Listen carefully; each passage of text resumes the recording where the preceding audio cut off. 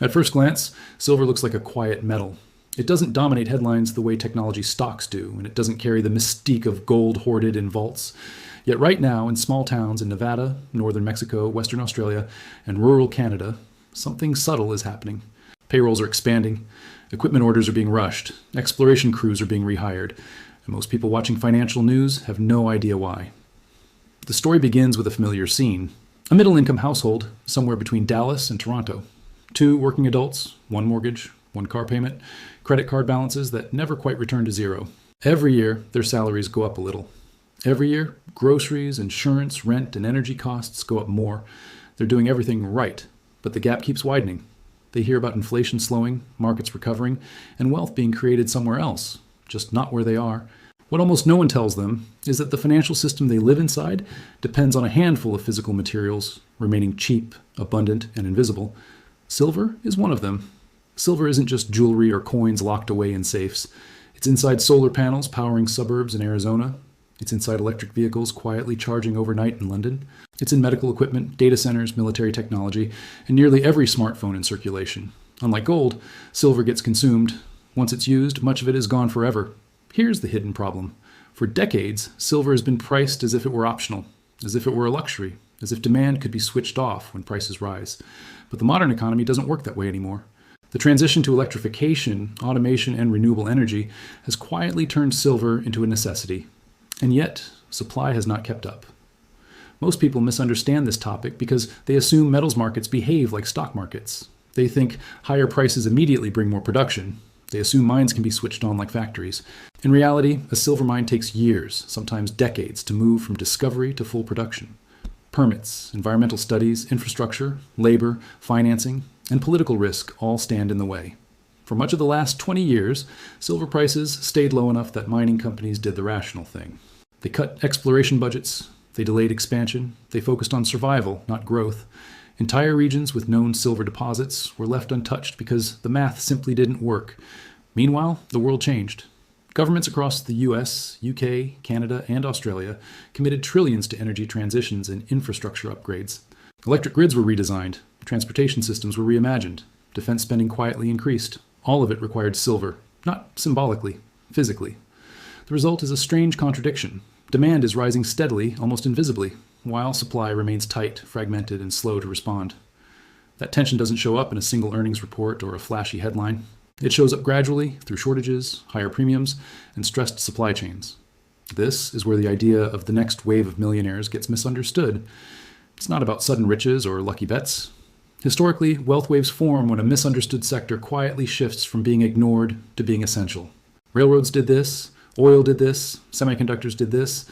Each time, the biggest gains didn't come from the obvious giants. They came from companies positioned just ahead of the recognition moment. Silver mining sits in that uncomfortable middle ground right now. Too industrial to be romantic, too physical to be trendy, too complex to explain in a headline. Another misunderstanding is scale. People assume silver miners are all massive corporations. In reality, many of the most important silver producers operate on the edge of mainstream attention. Some control high-grade deposits, but lack the marketing presence of global mining conglomerates. Others operate in jurisdictions that investors overlook, even though those regions have long histories of mining stability. These companies don't promise anything. They don't need to. Their leverage comes from geology, cost structure, and timing. When silver prices rise modestly, their margins don't increase linearly. They expand dramatically. A few dollars increase in the price of silver can mean the difference between survival and extraordinary cash flow.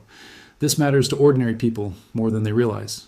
Pension funds in Canada, superannuation funds in Australia, retirement accounts in the US and UK. These systems rely on long-term returns from productive assets. When entire sectors are mispriced for too long, the eventual correction doesn't just reward insiders. It reshapes portfolios everywhere. But here's the uncomfortable truth. By the time silver becomes a mainstream conversation, much of the opportunity will already be gone. The most powerful phase happens earlier, when skepticism is still widespread and the narrative hasn't caught up with reality. Right now, many analysts still treat silver as a secondary metal, a byproduct of other mining operations. They overlook the fact that primary silver miners, companies whose economics are directly tied to silver itself, behave very differently in tightening markets. Their costs are more transparent, their upside is more direct, and their risks are clearer if you know where to look. This is not a story about hype, it's a story about positioning. about understanding which businesses can survive low prices and quietly thrive when conditions shift, about recognizing that wealth waves don't announce themselves. They build pressure. Somewhere in the background, 3 silver mining companies sit at a very specific intersection. Not the biggest, not the loudest, but structurally positioned for a world that needs more silver than it can easily produce. Most people won't notice them until after the shift has already happened. By the time most people realize a material shortage exists, it's already too late to position comfortably. The market doesn't wait for consensus. It adjusts quietly, then suddenly. To understand why certain silver miners stand apart in this moment, you have to look past stock tickers and into how these businesses actually function when pressure builds. A silver mining company lives or dies by 3 forces working together: the quality of its ore, the cost required to extract it, and the jurisdiction it operates in. Headlines focus on production numbers, but numbers without context are misleading. A miner producing fewer ounces at a lower cost in a stable region often outperforms a larger producer operating on thin margins in volatile territory. This distinction matters because silver rarely moves in gentle trends. When it rises, it tends to do so in compressed periods, driven by industrial demand, currency pressure, or supply disruptions. In those moments, companies with high costs barely benefit. Their expenses rise alongside prices. But miners with high-grade deposits and disciplined operations experience something very different. Their revenue expands while costs remain relatively fixed. Cash flow accelerates, debt shrinks. Expansion becomes self-funded. This is where many investors make their first mistake. They assume owning silver itself captures the opportunity. Physical silver can preserve value, but it does not compound. A mining company, when well run, can reinvest profits into growth, exploration, and efficiency. Over time, that compounding effect becomes far more powerful than the metal alone. The second mistake is assuming all mining jurisdictions are equal. They are not. Political stability, regulatory clarity, infrastructure, and labor availability shape long-term outcomes more than most balance sheets. A miner operating in Canada or Australia may face higher upfront costs, but it gains predictability. Permits are slower, but rules are clearer. Capital is more willing to stay put. That stability lowers risk in ways that rarely show up in quarterly reports.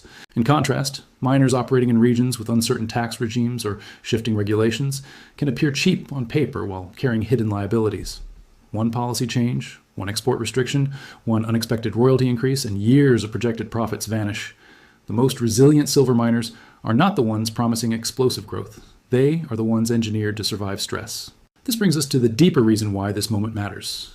The global economy is entering a phase where financial assets and physical assets are colliding. For decades, growth came from leverage, financial engineering, and cheap capital. Now, supply chains, energy systems, and national security priorities are pulling attention back to the physical world. Metals are no longer passive inputs. They are strategic resources. Silver sits at the center of this shift. It is essential, difficult to substitute, and increasingly demanded by systems governments cannot afford to slow down. Yet new silver supply remains constrained. Recycling helps, but it cannot close the gap.